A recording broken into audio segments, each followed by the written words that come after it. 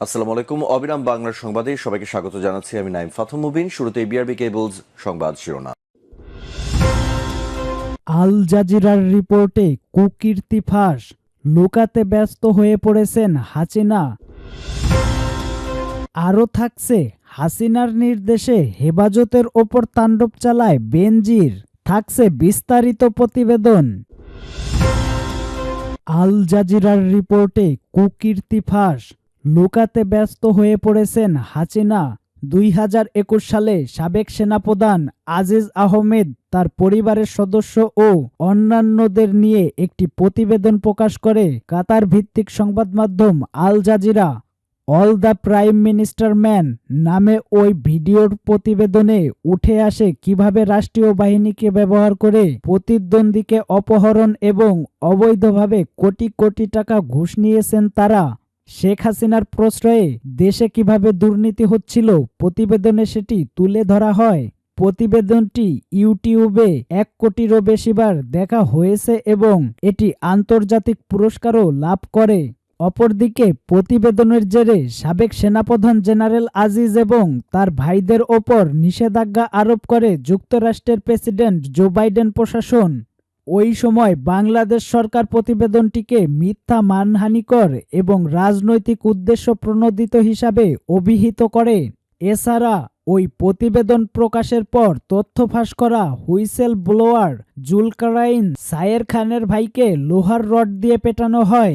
এমনকি যারা প্রতিবেদন তৈরিতে সহায়তা করেছিল তাদের অনেকে ভয়ে দেশ ছাড়তে বাধ্য হন। রাষ্ট্রীয় এই দুর্নীতি ও কুকীর্তি ফাঁসের পর এটি লুকাতে ব্যস্ত হয়ে পড়েন সাবেক প্রধানমন্ত্রী শেখ হাসিনা।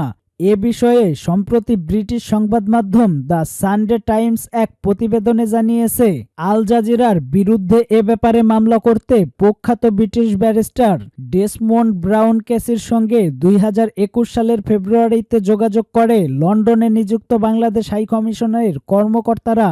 সংবাদ মাধ্যমটি আরও জানিয়েছে, গত ৫ আগস্ট ছাত্র জনতার অভ্যুত্থানের পর হাসিনার বাড়ি থেকে এ সংক্রান্ত একটি নথি পেয়েছে তারা। এতে উল্লেখ আছে যে ব্যারিস্টার ব্রাউনি এ ব্যাপারে সহায়তা করতে বাংলাদেশের কর্মকর্তাদের সঙ্গে বৈঠক করতে সম্মতি জানিয়েছিলেন। ব্যারিস্টার ব্রাউনি পরবর্তীতে কোলক উইলিয়ামস নামের এক আইনজীবীর সঙ্গে হাসিনার প্রতিনিধিদের যোগাযোগ করিয়ে দেন, যিনি যুক্তরাজ্যের ওই প্রতিবেদনের সঙ্গে যুক্তদের বিরুদ্ধে মামলায় সহায়তার প্রতিশ্রুতি দেন। সানডে টাইমস বলেছে, শেখ হাসিনার বাড়ি থেকে পাওয়া নথিতে উল্লেখ আছে তার সরকার আল জাজিরার পাশাপাশি ব্রিটিশ সাংবাদিক ডেভিড বার্গম্যানের বিরুদ্ধে আইনি ব্যবস্থা নেওয়ার পরিকল্পনা করছিল। বার্গম্যান প্রতিবেদনটি তৈরিতে সহায়তা করছিলেন। নথিতে আরও পাওয়া গেছে, বার্গম্যানের বিরুদ্ধে বাংলাদেশের কর্মকর্তারা একাধিক মিথ্যা তথ্য দিয়েছিলেন এবং একটা সময় তাকে আটক করার পরিকল্পনাও করেন তারা। সানডে টাইমস আরও জানিয়েছে, হাসিনার প্রতিনিধিরা আইনজীবী ক্লার্ক উইলিয়ামসের কাছে দাবি করেন প্রতিবেদনের অনেক অপূর্ণ তথ্য রয়েছে, তা সত্ত্বেও এটি হাসিনার সম্মানকে ক্ষুণ্ণ করেছে। ওই সময় আল জাজিরা ও বার্গম্যানের বিরুদ্ধে মানহানির মামলা নিয়ে আলোচনা করা হয়। মামলাটি জেনারেল আজিজ নাকি বাংলাদেশ সরকার করবে সেটি নিয়েও কথাবার্তা হয়।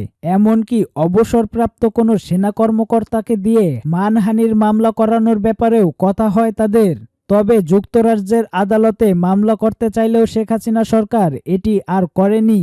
এর বদলে ইউটিউব ও ফেসবুককে ভিডিও প্রতিবেদনটি সরিয়ে নিতে চাপ দিতে থাকে তারা, কিন্তু ইউটিউব, ফেসবুক কেউই এতে কর্ণপাত করেনি। যদিও বাংলাদেশের হাইকোর্ট এই প্রতিবেদন সরাতে হাসিনার পক্ষে রায় দিয়েছিল, তা সত্ত্বেও ভিডিওটি রয়ে যায়। আরও থাকছে, হাসিনার নির্দেশে হেফাজতের ওপর তাণ্ডব চালায় বেনজির। থাকছে বিস্তারিত প্রতিবেদন। বৈষম্যবিরোধী ছাত্র জনতার আন্দোলনে দেশ থেকে পালিয়ে যাওয়া প্রধানমন্ত্রী শেখ হাসিনার নির্দেশেই মতিঝিলের শাপলা চত্বরে হেফাজতে ইসলামের সমাবেশে গণহত্যার পরিকল্পনা বাস্তবায়ন করেন তৎকালীন ডিএনপি কমিশনার বেনজির আহমেদ। অপারেশন ফ্ল্যাশ আউট নাম দিয়ে চালানো গভীর রাতে এ ভয়াবহ ক্র্যাকডাউন মতিঝিল শাপলা চত্বর এলাকায় বিভীষিকাময় হয়ে ওঠে।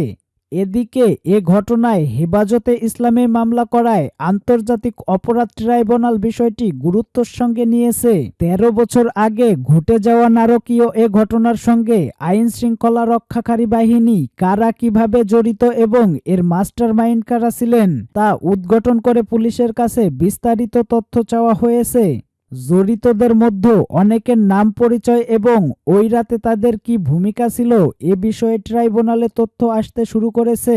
ইতোমধ্যে পাঠানো তথ্য অনেকের মুখোশ উন্মোচন হয়েছে। এ সংক্রান্ত তথ্য প্রমাণের অনুলিপি যুগান্তরের হাতেও এসেছে। গত ৮ ডিসেম্বর ট্রাইব্যুনালের সহকারী পরিচালক এবং মামলার তদন্ত কর্মকর্তা ফতেহ মোহাম্মদ ইফতেখারুল আলম স্বাক্ষরিত চিঠিতে বলা হয়, ২০১৩ সালের ৫ ও ৬ মে সাবেক সরকারের বিভিন্ন বাহিনী, আওয়ামী লীগ ও অন্যান্য দলীয় নেতৃত্ব এবং সশস্ত্র ব্যক্তিরা পরিকল্পিতভাবে শাপলা চত্বর, মতিঝিল এবং আশপাশ এলাকায় ব্ল্যাক আউট করে জমায়েত হওয়া নেতাকর্মীদের ওপর নির্বিচারে গুলিবর্ষণ করে। এতে গণহত্যা ও মানবতাবিরোধী অপরাধ সংঘটিত হয়। এ মর্মে প্রাপ্ত অভিযোগ আন্তর্জাতিক অপরাধ ট্রাইব্যুনালে তদন্তাধীন রয়েছে। এ সংক্রান্ত মামলা সুষ্ঠু ও যথাযথ তদন্তের স্বার্থে নিম্নবর্ণিত তথ্যাদি জরুরি ভিত্তিতে প্রয়োজন।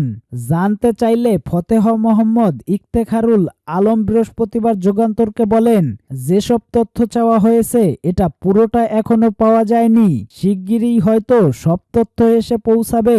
এক প্রশ্নের জবাবে তিনি বলেন, ৫ আগস্ট হাসিনা সরকার পতনের পর হেফাজতে ইসলামের পক্ষ থেকে ট্রাইব্যুনালে লিখিত অভিযোগ দায়ের করা হয়। এ সংক্রান্ত অভিযোগ তদন্তের স্বার্থে ট্রাইব্যুনালের পক্ষ থেকে সংশ্লিষ্টদের বিষয়ে তথ্য চাওয়া হয়। চিঠিতে অভিযান সম্পর্কিত ৮ ধরনের তথ্য চাওয়া হয়েছে। এর মধ্যে রয়েছে সমাবেশ ঘিরে ডিএমপির নিরাপত্তা পরিকল্পনার সত্যায়িত কপি, অভিযানে ব্যবহৃত এপিসি, কমান্ড ভেহিক্যাল ও রায়ট কার চালকদের নাম, পদবি ও মোবাইল নাম্বার। এছাড়া অপারেশনে ইস্যুকৃত অস্ত্রের ধরন, গুলি ব্যবহৃত গোলাবারুদের হিসাব এবং গুলিবর্ষণের ঘটনায় কোনো প্রশাসনিক তদন্ত হয়ে থাকলে প্রতিবেদনের সত্যায়িত কপি, এজাহার এবং পুলিশ রিপোর্টের কপি দিতে বলা হয়েছে। চিঠিতে তৎকালীন কমিশনার সহ ডিএমপির সব উচ্চপদস্থ কর্মকর্তা ছাড়াও সুনির্দিষ্টভাবে ১০ জন কর্মকর্তার তথ্য চাওয়া হয়। তারা হলেন পুলিশ মতিঝিল বিভাগের তৎকালীন ADC S M Mehedi Hasan, SDC Asaduzzaman, traffic বিভাগের এডিসি মোহাম্মদ মাইনুল হাসান, রমনা বিভাগের এডিসি মঞ্জুর রহমান, এডিসি আনোয়ার হোসেন, ডিবি বিভাগের অতিরিক্ত উপকমিশনার মশিউর রহমান।